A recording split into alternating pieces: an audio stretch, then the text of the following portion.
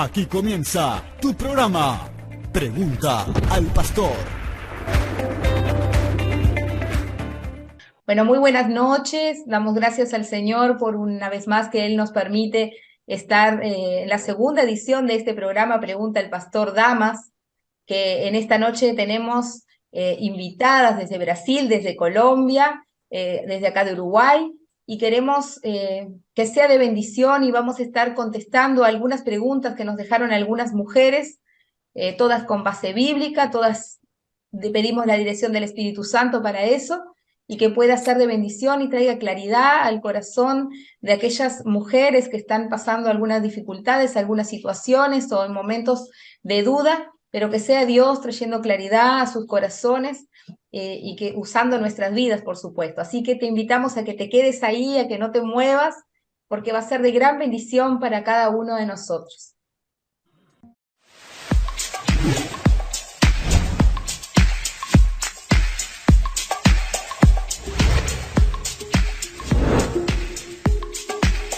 Te pedimos, Padre, en esta hora, de tu gracia, Padre, de tu entendimiento, Señor. Damos gracias por cada una de las pastoras que están aquí reunidas en esta grabación. Señor, te pedimos que tú nos des claridad, que nos des entendimiento, que nos des tu Espíritu Santo, Señor, para poder contestar y traer claridad a las personas, a las hermanas que nos han enviado sus preguntas, Padre. Te damos gracias, Señor, por este espacio. Te pedimos que nos bendigas, en el nombre de Jesús. Amén.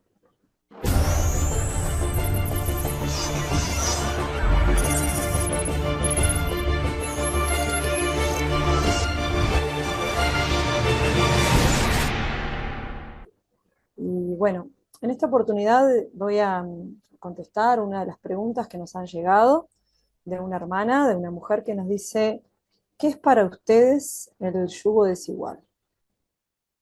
Bueno, para comenzar a contestar esta pregunta, esta interrogante, quiero comenzar por hacer una definición de lo que es un yugo.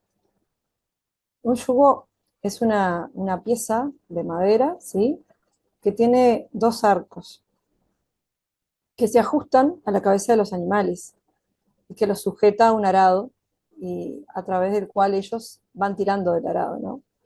Esta herramienta sirve para que los bueyes en general, que son los animales que van en el campo trabajando, puedan arar allí y hacer dos surcos, preferentemente en línea recta, que los surcos sean profundos y que después se puedan plantar semillas en la tierra. Ahora, ¿qué pasa? Imagínense que nosotros ponemos en ese yugo a dos animales y que uno es un buey, que es muy fuerte, que está capacitado para realizar esa tarea, y que en el otro extremo ponemos a otro animal, que puede ser un caballo, una mula. Lo que va a ocurrir es que los dos surcos no van a quedar rectos, ni tampoco con la misma profundidad que si fueran dos bueyes. Entonces, cada animal va a ir a un ritmo diferente y su fuerza no va a estar equilibrada. Entonces, a ningún agricultor, a ninguna persona que trabaja en la tierra, se le ocurriría poner a dos animales diferentes para que realicen ese trabajo. Entonces, si nosotros hacemos referencia a lo que habla la Biblia con respecto al yugo desigual, nos encontramos, y voy a citar ahora en el Antiguo Testamento, en Deuteronomio 22:10, nos dice que no ararás con buey y con asno juntamente. Entonces, este versículo en Deuteronomio nos habla de que no podemos poner a trabajar la tierra con dos animales distintos. Si bien esto hace referencia a la tarea que realiza el arado en la tierra, nos enseña un principio espiritual que el apóstol Pablo nos reafirma en el Nuevo Testamento. Vuelvo a citar ahora nuevamente en la Biblia, en 2 de Corintios 6, del 14 al 15, nos dice: no os unáis en yugo desigual con los incrédulos, porque ¿qué compañerismo tiene la justicia con la injusticia? ¿Y qué comunión la luz con las tinieblas? ¿Y qué concordia tiene Cristo con Belial? ¿O qué parte creyente con el incrédulo? Entonces, este pasaje nos recuerda que el verdadero creyente, el Hijo de Dios, no puede o no debería unirse de manera íntima con un inconverso. Esto si hacemos referencia al matrimonio, ¿verdad? Haciendo referencia a este tema del matrimonio, cuando hablamos del yugo desigual, podríamos interpretarlo como que uno de los cónyuges es hijo de Dios y se ha unido al matrimonio con alguien que aún no conoce a Dios. Si llevamos esto a la luz de esta enseñanza bíblica, entendemos que una persona que ama a Dios, que quiere vivir por su gloria, no debe casarse o no debería casarse con otra que no sea creyente, dejando de lado que esa persona sea muy respetuosa, que sea comprensiva, porque de esta manera, como cristianos, estaríamos desobedeciendo a Dios.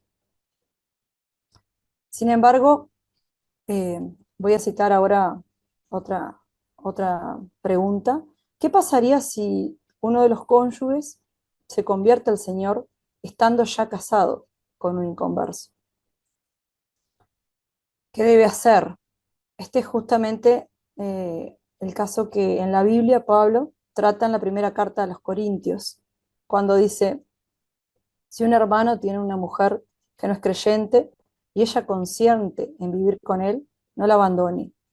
Y la mujer cuyo marido no es creyente y él consiente en vivir con ella, no abandone a su marido. Porque el marido que no es creyente es santificado por medio de su mujer, y la mujer que no es creyente es santificada por medio de su marido creyente. De otra manera, sus hijos serían inmundos, pero ahora son santos. Sin embargo, si el que no es creyente se separa, que se separe. En tales casos, el hermano o la hermana no están obligados, sino que Dios nos ha llamado para vivir en paz. Pues, ¿cómo sabes tu mujer si salvarás a tu marido? ¿O cómo sabes tu marido si salvarás a tu mujer? Entonces, aquí en la Biblia nos pone este ejemplo de que qué pasaría si uno de los cónyuges se convierte en Señor estando ya casado con un inconverso. Bueno, esa persona va a tener la tarea, por así decirlo, de santificar a la otra persona, de llevarla eh, a, a- a creer en Jesús, a llevar una vida que agrade a Dios y bueno, y que dice que si uno de los dos no está convertido en el Evangelio, no es cristiano, eh, esa persona puede ser santificado por medio de la pareja, del esposo, que sí es creyente, ¿sí? Este, ¿Qué podría suceder si en la unión de un matrimonio hay un yugo desigual? ¿Qué pasaría? ¿Qué podría pasar?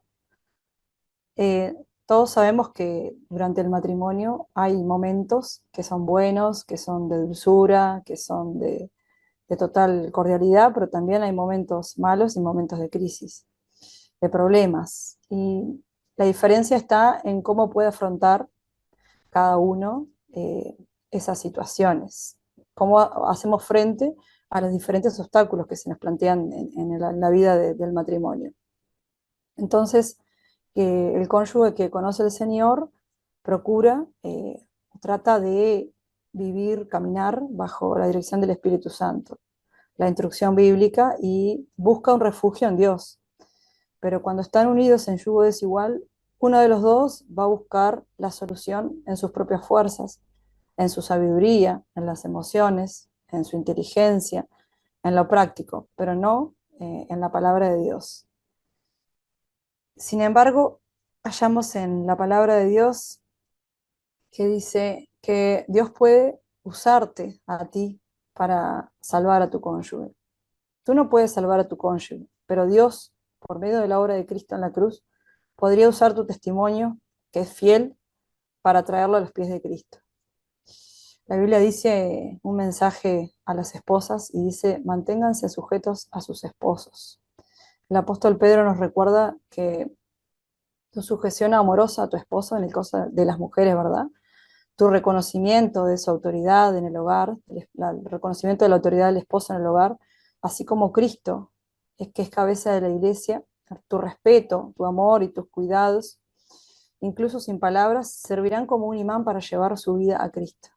Así que una esposa puede llevar a su esposo a que se, a que se convierta, a que siga las enseñanzas de Dios, poniendo énfasis en todo esto que menciona aquí. A los esposos también, cuando es la esposa la que dice en Conversa, dice a los esposos, amen a sus esposas como Cristo amó a su iglesia. Jesucristo es el ejemplo sublime de amor por su novia, la iglesia. Aunque nosotros no hemos respondido como debiéramos a su amor, Jesús se ha mantenido fiel y atento a nuestras necesidades y no ha cesado en su afecto por la iglesia. A los esposos se los exhorta a seguir ese mismo ejemplo, a seguir el ejemplo de Jesús. Y para terminar, también en la Biblia nos dice que debemos orar por nuestros esposos, por nuestros cónyuges, la esposa por el esposo o el esposo por la esposa. La Biblia nos recuerda que la oración del justo puede mucho, en Santiago 5:16. Por lo tanto, dice, intercede por la salvación de tu cónyuge cada día. ¿Cómo intercedemos sin hacer mucho énfasis, sin bombardearlo con versículos bíblicos? No debemos forzar a nuestra pareja si es incrédulo, no lo debemos forzar a las reuniones de la iglesia, pero sí buscar las oportunidades y el momento adecuado para compartirle el Evangelio, en amor, ¿verdad? Siempre con amor. Y por último, que debemos descansar en Dios. Dios conoce de todas nuestras luchas y nuestras dificultades, y Él está con nosotros todos los días de nuestra vida. Y nos ha dado un arma poderosa que todos podemos tener, que es el Espíritu Santo, y que guía nuestros pasos. La salvación de nuestro cónyuge no depende de nosotros, sino del Dios que tiene misericordia de quien quiere. Por lo tanto, dice, vive como un cónyuge piadoso y da testimonio de tu fe con palabras y obras. Nosotros tenemos que hacer nuestra parte y dejar el resultado en las manos de Dios, en las manos del Señor. Sabemos que Él siempre es nuestra esperanza. Me gustó mucho la definición que hizo la pastora Pilar sobre qué era yugo, cómo funciona, y quería dejar solamente un consejo, no quería agregar nada más a las jovencitas y a los jóvenes que están o a los que están buscando un matrimonio dentro de la iglesia. La pregunta que dejaba esta hermana era ¿qué era el yugo desigual en el matrimonio? Y bien lo decía la pastora Pilar sobre que desiguales que no son iguales, que uno como que tira para un lado y el otro para el otro y no va a marchar, va a ser más difícil esa relación. Y allí en Amós 3 dice, ¿cómo andarán dos juntos si no estuvieren de acuerdo? Entonces el yugo desigual no solamente es un inconverso y un cristiano, sino que muchas veces se dan estas cosas dentro de la congregación mismo porque tienen visiones diferentes, llamados diferentes, maneras de querer servir al Señor diferentes. Entonces el consejo para las personas que están buscando un matrimonio en Cristo o quieren servir al Señor o tienen un llamado o tienen dones que quieren usarlos, que puedan pedir dirección al Espíritu Santo, como lo decía la pastora, y buscar a una persona que no le vaya a ser de tropiezo en su llamado, sino que sea una persona que tire para el mismo lado, que vaya junto en ese yugo. Quizás no tiene el mismo llamado, no tiene el mismo don, pero sí está ahí para promover a que la otra persona crezca, para que la otra persona avance, sea usada por Dios, sea movida en aquello que Dios la llamó. Así que dejamos ese pequeño consejo y que sea de bendición para aquellas personas que lo reciban. Buenas noches, me llamo Camila Machado. No soy pastora, soy terapeuta y hago parte del Ministerio Renacer Canaã, que queda en Santana do Livramento, no Rio Grande do Sul. Soy brasilera y me voy a esforzar mucho para hablar español y que me entiendan. A mí me tocó la pregunta, voy a leer acá, que a mí me encantó, que dice, ¿Cómo puedo hacer para conocer el propósito para mi vida? Y me encantó porque he vivido muchas etapas y eso fue algo que generó en mi corazón una duda muy grande, que era si Dios existía de verdad o no.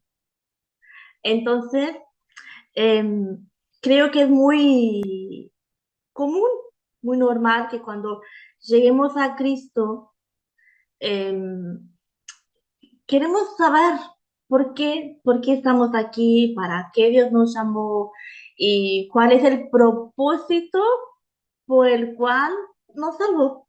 Es muy común. Y hoy trabajando con las personas en el consultorio, veo mucho eso, de las personas están muy perdidas y no sé quién soy y no sé para qué vine y no sé lo que hacer. Y bueno, yo tengo una respuesta muy cortita de que mi propósito es el mismo que el tuyo. ¿Y cómo es eso, Camila? Sí. Em, existe un propósito y el mayor propósito de todos los de las personas que es adorar a Dios, servir a Dios. Y sé que en la verdad la palabra genera duda de que se confunde con llamado, con ministerio, con dones, con servir en la iglesia, con ayudar a las personas. Y creo que la palabra sí se confunde, pero hay un propósito mayor de todos nosotros que es servir y adorar a Dios. Pues bien, ¿y qué hacemos con eso que en nuestro corazón de que quiero hacer algo, de que quiero ayudar y para qué sirven mis dones? Bueno, todo eso es para la honra y la gloria de Dios y para servir a aquellos que están con nosotros a nuestro alrededor. Y quería explicarles esto con cosas que he vivido, creo que muchos se van a identificar con eso. Yo soy maestra de formación, mi primera formación fue maestra y cuidé de niños chiquitos, de bebitos y después hasta liceo. Y cuando ahí estaba trabajando, yo entendía de Dios, wow, Dios, este es mi propósito, este es mi llamado, que es amar a estos niños, que es cuidarles, que es bendecirlas. Y cuando lloraban, yo las agarraba en la upa y las bendecía y oraba por su familia. Y por 7 años ese fue mi llamado. Hasta que llegó el momento que entendí que no daba más, que yo no quería más ser maestra, que mi corazón no estaba más ahí. Ahí vino una duda. Bueno, ¿cuál es mi propósito entonces? Porque yo solo sé ser maestra y cuidar de niños. Y entonces viví una otra etapa de mi vida y en la iglesia fui líder de la alabanza y ahí cantaba y tocaba y tenía muchas personas conmigo y fue maravilloso y fue increíble y nosotros entendemos, fueron más 7 años haciendo eso. Y todo lo que yo sé, yo enseñé a otros a tocar y a cantar y ahí estuvimos y fue lindo y yo decía, wow, este sí es mi propósito, cantar y tocar para Dios y enseñar a otras personas a hacer lo mismo. Y un día el Espíritu Santo dijo a mi corazón, no, no es. Eso lo que tú haces, otros también lo hacen. Así que ya basta. Y más una vez yo me pregunté, wow, entonces ¿cuál es mi propósito? Porque no es cuidar de los niños como maestra, no es tocar y cantar y enseñar música, ¿qué es? Y entonces varios momentos fui viviendo y cambiando de vida, cambiando las situaciones, hasta que pude entender que el propósito cambia. Uno quiere llegar a la iglesia o en su vida y decir, este es mi propósito, empezar y terminar su vida haciendo lo mismo. Y uno queda entristecido y llora y se frustran y llegan al consultorio de Camila para hacer terapia porque no saben cuál es su gran propósito en su vida. Cuando en la verdad estamos todos los días viviendo ese propósito, pero no lo vemos. No conseguimos mirar de esta forma porque queremos algo muy grandioso. Así que en este camino entendí que el propósito va cambiando. Las experiencias, los machucados, las heridas, ellas duelen, pero cuando están curadas, están limpias, es autoridad de Dios para algo en nuestras vidas. Así que, ¿cómo entender el propósito? Primero te respondo que tu propósito es adorar y servir a Dios todos los días de tu vida. Ese es el mío, es de la pastora Karina y de todas las personas que nos escuchan. Ese es su mayor propósito, adorar a Dios con todo lo que sos. Pero yo sé que tenés un anhelo de hacer algo a más para los demás, para la iglesia y tener un sentido para tu vida. Y eso lo llamamos también de propósito. Y quiero decirte que todo lo que estás viviendo hace parte de ese propósito y te está preparando para un otro nivel. Así que a muchos años fui maestra y ese era mi propósito en aquel momento de mi vida, hasta que cambié, mi propósito fue enseñar a jóvenes a tocar y a cantar, hasta que hoy, después de muchos años, entendí mi propósito es trabajar con personas, atenderlas en mis consultorios, ayudarlas a que entiendan sus sentimientos, sus emociones, que restauren sus matrimonios, ayudarlas a salir de depresión, pero sé que esto no es para siempre, porque ese propósito va cambiando a medida que nosotros también vamos cambiando. Y me gustaría dejarles 3 pasajes bíblicos para que tú lo anotes y lo leas, porque habla de esto todo que yo he dicho, que es en Efesios 1, capítulo 1, versículo 11 y 12. Yo lo tengo acá, pero creo que sale la cámara si yo toco en la computadora, en Romanos 11, 36 y en Colosenses 1, 16 y 17. Habla sobre propósito. Y el mayor de todos es adorar y servir al Señor. Pregunta al pastor. Excelente, excelente la exposición de Camila hablando sobre el propósito. Y qué lindo es saber que fuimos creados con un propósito. Dios cuando creó al hombre lo creó con ese propósito de que le adoremos a Él, de que le sirvamos a Él. Y bueno, allí quiero solamente dejar un versículo que me venía en este momento allí en Colosenses 3, 23 y 24 que dice, y todo lo que hagáis, hacelo de corazón como para el Señor y no para los hombres, sabiendo que del Señor recibiréis la recompensa de la herencia, porque a Cristo, a Él Señor servís. Y esto creo que remata todo lo que expuso Camila en esta noche, porque ese propósito que va cambiando en ese momento, si yo lo hago como para el Señor, si yo lo hago con todo mi corazón, si yo entiendo que en este momento es esto lo que tengo que hacer y de esta manera estoy sirviendo al Señor, estoy cumpliendo mi propósito. Y muchas veces suele suceder de que cuando venimos al Señor no entendemos cuál es nuestro propósito.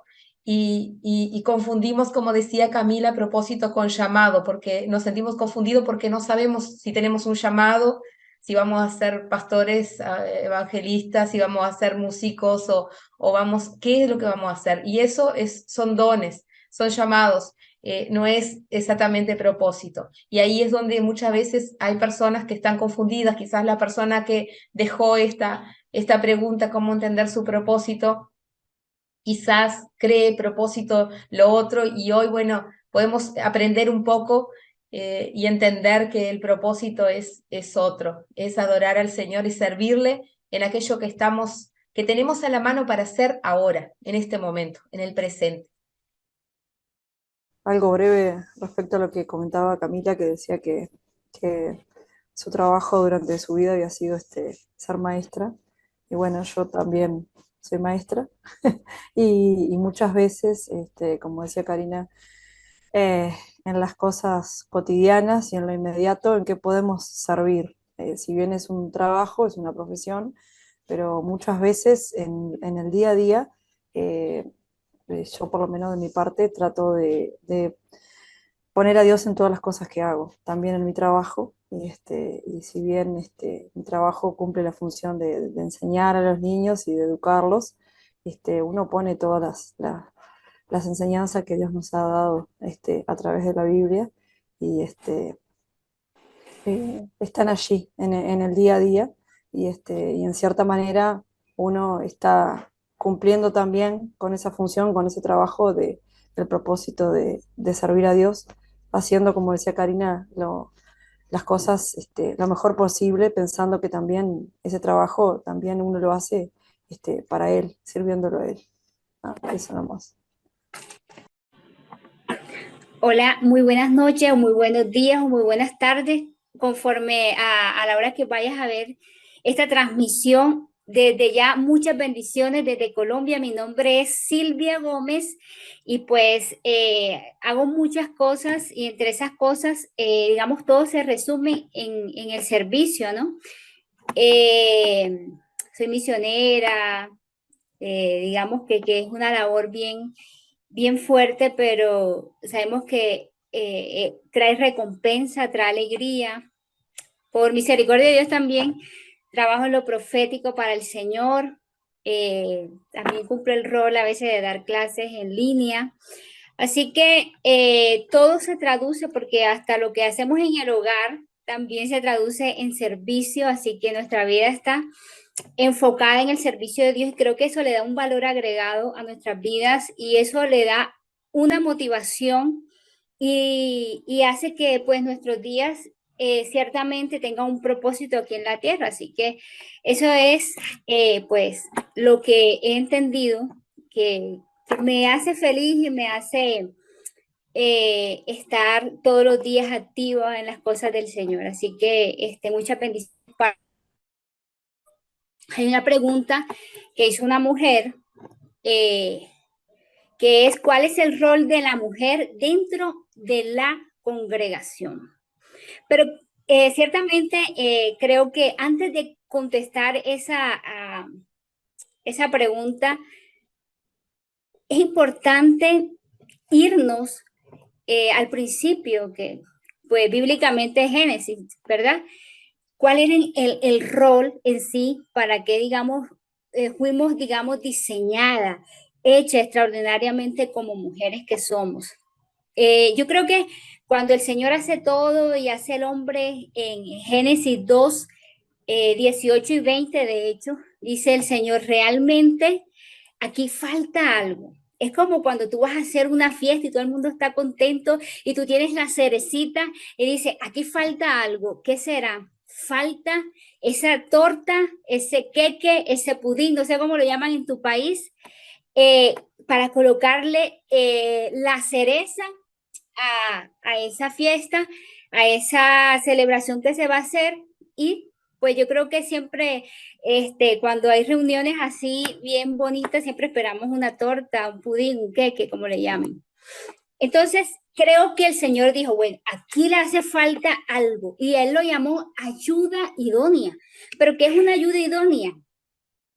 Esta, digamos que se traduce, hay una traducción, pero para hacerlo más sencillo, más explicativo, es esa persona que apoya el liderazgo o apoya la función que va a hacer de pronto en ese momento Adán y dice, él le hacía falta esta ayuda idónea, esta persona que viniera a complementarle, viniera a darle también nuevas ideas, porque Adán tenía su estructura, pero habían cosas que le iba a complementar esa mujer. Entonces, debemos de entender desde el principio el rol de la mujer según fuimos creadas y según bíblicamente lo que está establecido. Entonces, entendiendo este rol, entendiendo, digamos, este potencial que Dios le había dado a la mujer desde un principio, que le llamó ayuda idónea.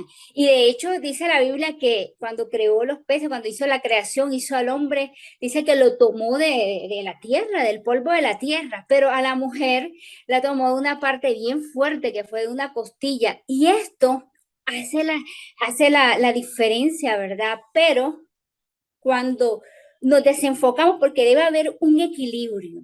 Ahora está muy de moda la frase, las mujeres no lloran, las mujeres facturan.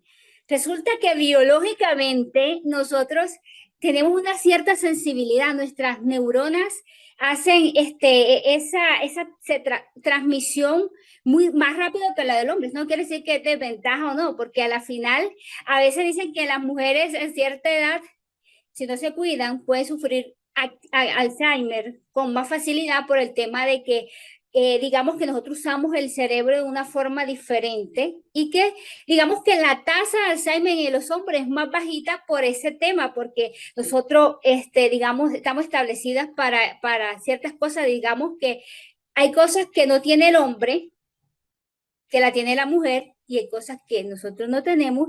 Entonces, Dios que creó un equilibrio perfecto, perfecto. Pero ahora, como yo le digo, ahora existe esta famosa frase. Entonces, ¿esto qué quiere decir? Las mujeres ya no somos tan sensibles como antes, pero biológicamente nosotros somos así. Entonces, es ocupar el rol, como hace esta pregunta, el rol necesario para esta sociedad. Y si hablamos solamente de congregación, yo creería que es muy corto, porque nosotros tenemos que tener esa actitud en lo que debemos hacer, no solamente en la congregación, sino en la sociedad, también en nuestro hogar, que como decimos a veces, es nuestro primer llamado, nuestra casa.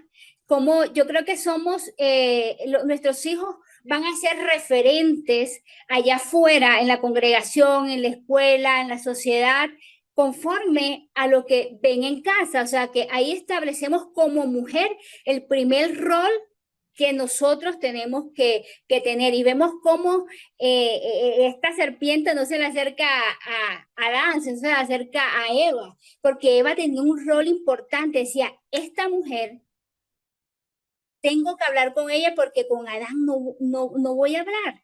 Y fue así. Entonces, como mujer también tenemos que saber con quién establecemos conversación, con quién establecemos roles y quién nos dirige, porque es que la serpiente le dice, no es que, pero dice que no puedes comer de nada de los árboles, no, y ella le especificó, no, él no nos dijo que no podíamos comer de todo, sino de uno específico, que es el árbol del bien y del mal. O sea, le sacó, como dicen acá en Colombia, le tiró caña para sacar guarapo, ¿sí? O sea, porque literalmente no sabía.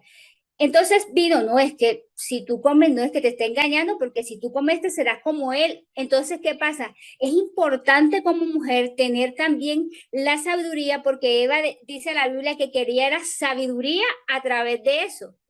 Entonces, la sabiduría, ¿cómo la vamos a obtener? A través de con alguien que hablamos, que nos da un establecimiento diferente o lo que Dios está haciendo. Entonces, como mujer también muchas veces, miren cómo Eva mueve a Adán, porque Adán, ¿qué has hecho, Adán? Dios se le dirige a Adán, no es que la mujer que tú me diste, o sea, enseguida saca los trapitos, es que esa mujer que tú me diste, digamos, fuiste tú el culpable prácticamente, y le pregunta a Eva, no, que fue la serpiente. Todo el mundo se lava las manos cuando pasa algo así, ¿verdad? Entonces, teniendo entendido esto, el rol importante, esta ayuda idónea, esto que trajo Dios, pero para establecer algo nuevo en Adán, complementar a Adán. Entonces, viendo esto, se rompe ese rol importante que tenía la mujer desde el principio. Entonces viene y le dice una serie de cosas, tendrás con dolor a tus hijos, también Adán se la puso más difícil porque ellos tenían todo prácticamente en el huerto. Entonces, viendo esto, toda esta connotación desde el principio, este rol importante que tenía la mujer, digamos, en su sociedad, en su nicho, fue transgredido, fue cortado. Entonces, me gusta cuando viene Jesús y viene nuevamente, yo creo que dignifica a la mujer. Me gusta cuando la mujer samaritana está sacando su agua, viene Jesús con una sabiduría, porque de verdad si te pones a ver lo que hizo Jesús con esta mujer, hablando de mujeres y del rol que el Señor quiere que se establezca, vino y los discípulos los mandó prácticamente a la ciudad a comprar comida. Esto me quiere decir que el Señor siempre quiere tener una conversación face to face con la mujer. Y esta mujer, digamos que insaciable, esta mujer que cumplía un rol específico. En ese momento la sociedad era demasiado machista, digámoslo así, ¿verdad? Precisamente porque desde el principio la mujer había perdido el rol importante y le tocaba estar ahí de segunda. Pero cuando viene Jesús, y era imposible porque ella le dice, pero, o sea, ¿cómo tú siendo judío tú me pides agua a mí? Porque no se hablaban en esa sociedad, eran totalmente enemigas, ¿verdad? Porque, y vemos esta mujer que empieza a tener un combate y Jesús con una paciencia le va diciendo todas las cosas y le dice, después que le dice, bueno, trae a tu marido, es que no tengo, bien has dicho, porque el que tienes ahora, que era el sexto, no es tuyo. Pero el séptimo marido era Jesús, que es el marido de la iglesia.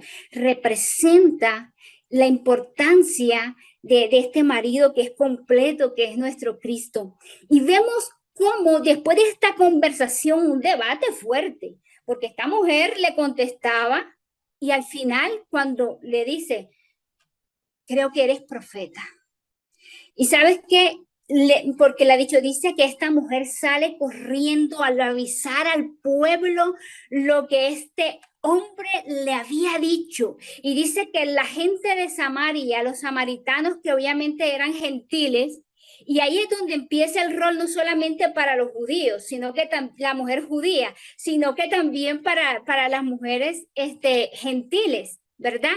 O sea, Jesús pensó en todo, pensó en ese rol que íbamos a empezar a partir de cuando Jesús, porque Jesús no perdió el tiempo acá en la tierra, lo hizo todo perfecto. Este encuentro de una mujer y dice que esta mujer sale y anuncia al pueblo que era un profeta y era el Hijo de Dios, era el Cristo.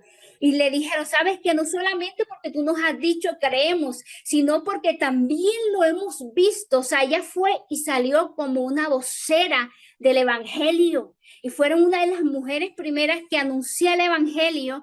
No solamente era para los judíos, era para los gentiles que también representamos nosotros. Entonces miren ese rol maravilloso que Jesús no perdió el tiempo. Vemos a la mujer del flujo de sangre también, que obviamente para los judíos ella no podía ni siquiera tocar a un hombre, y más menos siendo inmunda, ella tenía que estar allá afuera. Y Jesús dijo de repente, porque esta mujer o moría o tenía fe y se sanaba, porque también podía ser apedreada primero por entrar así a la ciudad siendo inmunda, tenía 12 años padeciendo de algo, y como estaba en una sociedad tan machista, una sociedad desequilibrada, porque realmente el equilibrio en que está, en que se le dé el lugar a la mujer, así como al hombre se le da. Ahí tiene que haber un equilibrio, porque eso que habla la mujer, por ejemplo, no, empodérate, soy empoderada, o sea, es mi forma de ver la situación, porque digamos que debe haber ese equilibrio cuando ocupamos el lugar. Y esa mujer samaritana, cuando Jesús dice, alguien me ha tocado con fe, ella tenía temor, terror, porque ella decía, o sea, me descubrieron, me va a delatar, pero vemos que esta mujer tomó el manto de Jesús y fue sana. ¿Fue sana qué? Ahí estaba sanando no solamente a cualquiera, estaba sanando a las mujeres, porque la mujer a partir de ahí, cuando perdimos nuestro primer rol, la sociedad la había marchitado. Y Jesús lo que vino fue a reivindicar en todas las áreas las mujeres. Nosotros por eso tenemos que estar sanas para poder cumplir el rol en la iglesia, en la sociedad. Debemos de estar sanas, debemos de tener nosotros la disponibilidad. Es aplaudible una mujer cuando se levanta a pesar del daño en el pasado, cuando decide decir, sabes que Dios, yo necesito ser sana, yo necesito, Padre, cumplir el rol que tú me tienes, porque muchas veces cargamos con el pasado y llevamos el pasado al presente y lo queremos llevar al futuro. Y ahí es donde están los daños emocionales, que no crecemos, no cumplimos el rol en la iglesia, mucho menos en nuestro hogar, porque en nuestro hogar, en nuestra intimidad, aquí donde nadie nos ve, es donde nosotros tenemos que establecer el cambio. Entonces, para nosotros cumplir el rol de la mujer dentro de la iglesia, debemos nosotros primero estar sanas, porque es precioso lo que Dios le ha dado a la mujer. Y esta mujer del flujo de sangre fue sana y Jesús la identificó. Y vemos que Jesús, cómo incluía a las mujeres, digamos, hablando de la congregación o de la iglesia, ¿verdad? Las primeras que vieron a Jesús resucitado, digamos, y se dicen que fueron las primeras evangelistas y dijeron, está vivo.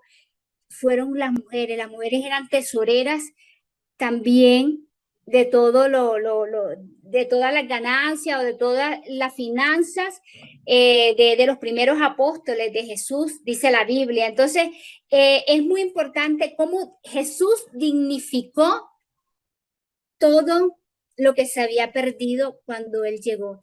De ahí en adelante, pues ahora hay muchas mezclanzas, hay mujeres empoderadas, como les dicen, no quiere decir que nosotros no tengamos el poder del Espíritu Santo, es muy importante, pero no digamos que seguir fracturando nuestro verdadero rol, porque biológicamente somos diferentes. Tenemos unas hormonas diferentes y que podemos a través del Espíritu Santo, a través pues también de todo lo aprendido, de todo lo que nos ha tocado pasar, porque muchas veces la vida de muchas mujeres no ha sido fácil y todo ese pasado se tiene que convertir, ahí se cumple Romanos 8:28, todo obra para bien. Traer ese pasado no es bueno, pero sí las enseñanzas que nos dejó ese pasado para nosotros poder cumplir un rol diferente y dignificante y hermoso para la congregación donde estemos y si es un caso para la sociedad también.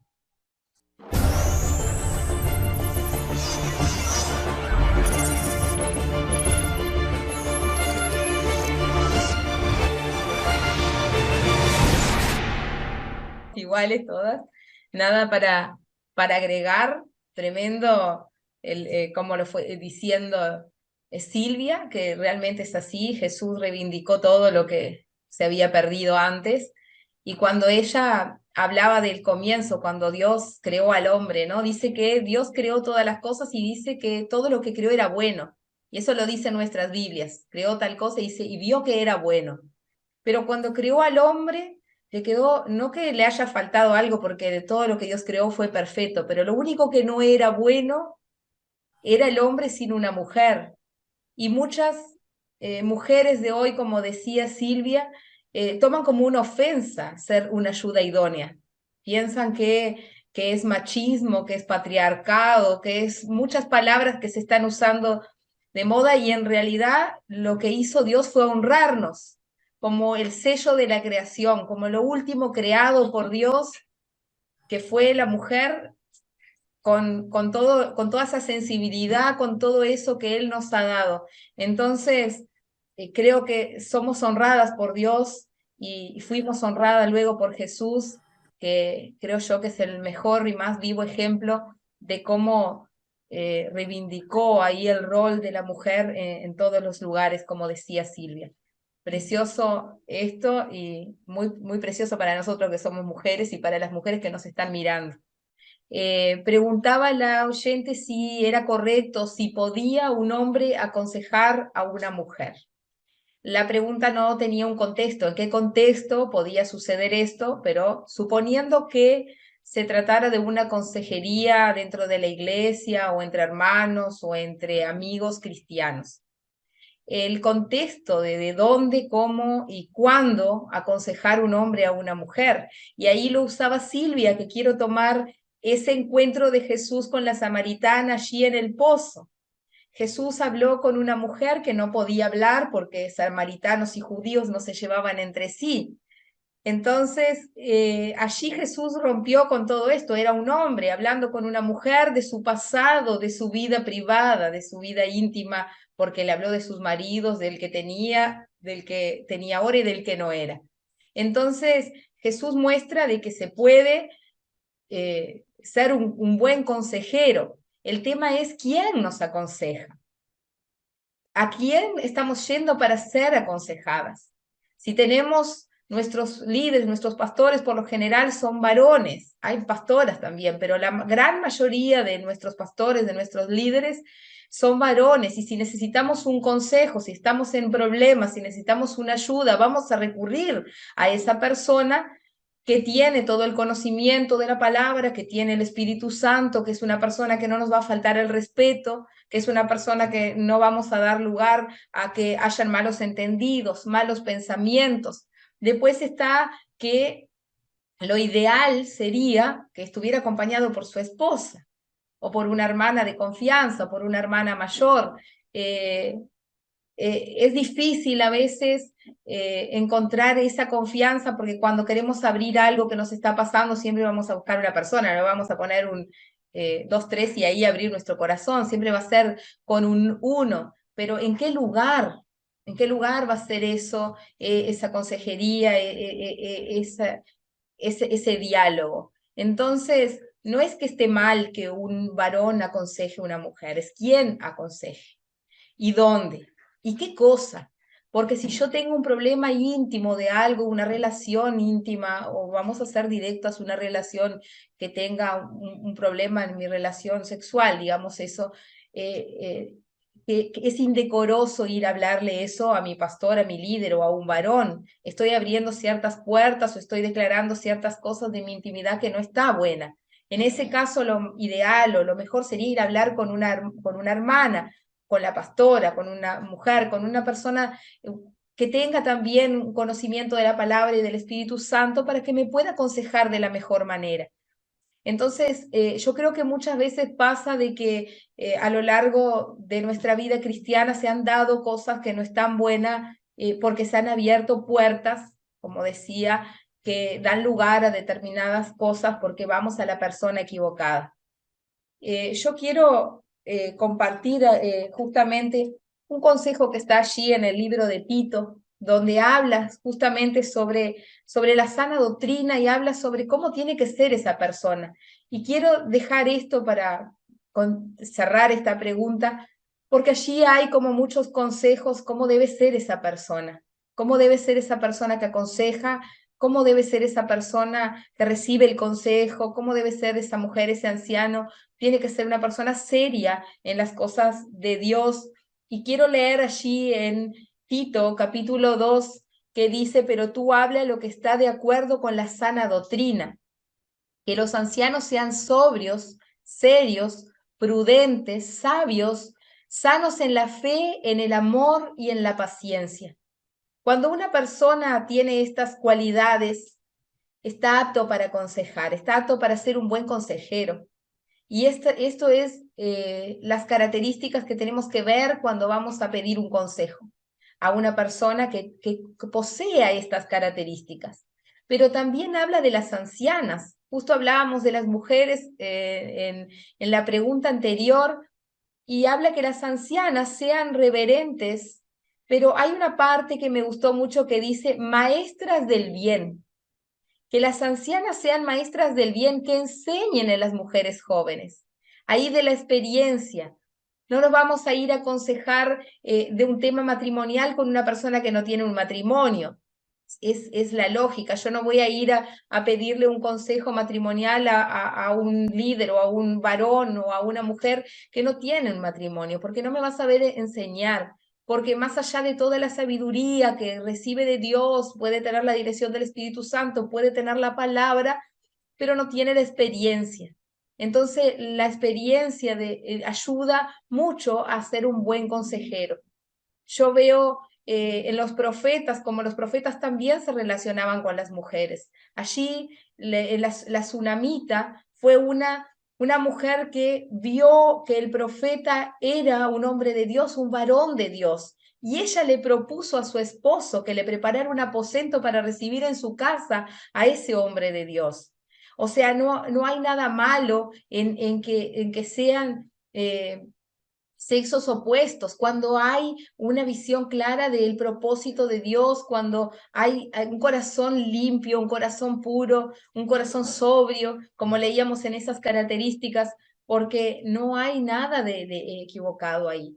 Ahora sí quiero abrir un paréntesis acá, respetando las doctrinas, las costumbres, las culturas de otras iglesias, de otros lugares, que quizás enseñan de otra manera, que hay que respetar esto, es digno de ser respetado y que nosotros tenemos que poder bueno, si en una congregación no se permite a un varón aconsejar a una mujer, bueno, nosotros no estamos diciendo que usted vaya y que usted pelee con su pastor o que pelee con su líder porque no, nosotros estamos mostrando bíblicamente lo que sucede y mostrando bíblicamente lo que sí se puede y lo que no se puede. Pero siempre tenemos que ser respetuosos y tenemos que, bueno, acercarnos a la persona indicada, digamos así, para buscar el consejo.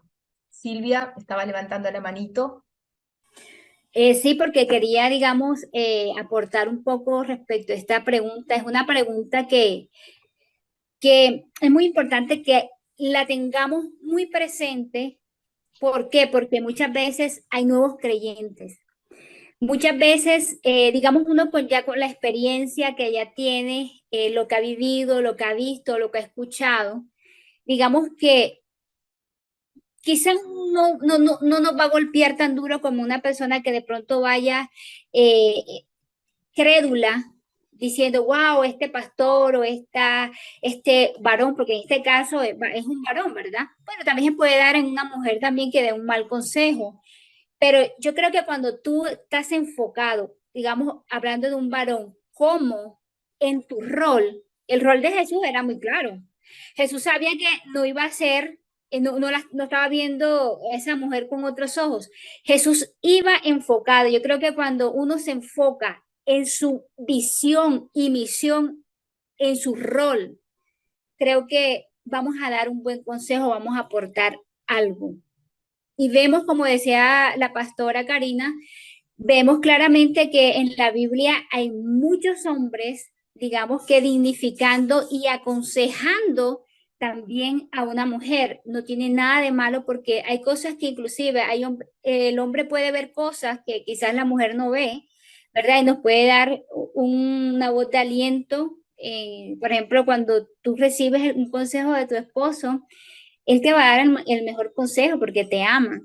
Pero es muy importante, hemos visto a lo largo del Evangelio que muchas veces hay personas que se enfrentan a situaciones donde digamos, el rol del hombre no es como debe de ser y vemos que, digamos, que hay hombres que no cumplen ese rol y muchas veces toman ese tiempo de consejo a una mujer para verla con otros ojos, porque esa es la realidad que hemos visto. Entonces, por eso digo, los nuevos deben de entender a quién se acercan, cuál es el testimonio de ese hombre, ¿verdad? Porque hay hombres que dan unos consejos, unos pastores, unos apóstoles o cualquier ministro, gente que ha pasado por proceso y te da unos consejos maravillosos que te van a servir, pero vemos que algunos toman esto para aprovecharse de la situación. Entonces era mi aporte, que hay que tener mucho cuidado, pero no se puede quitar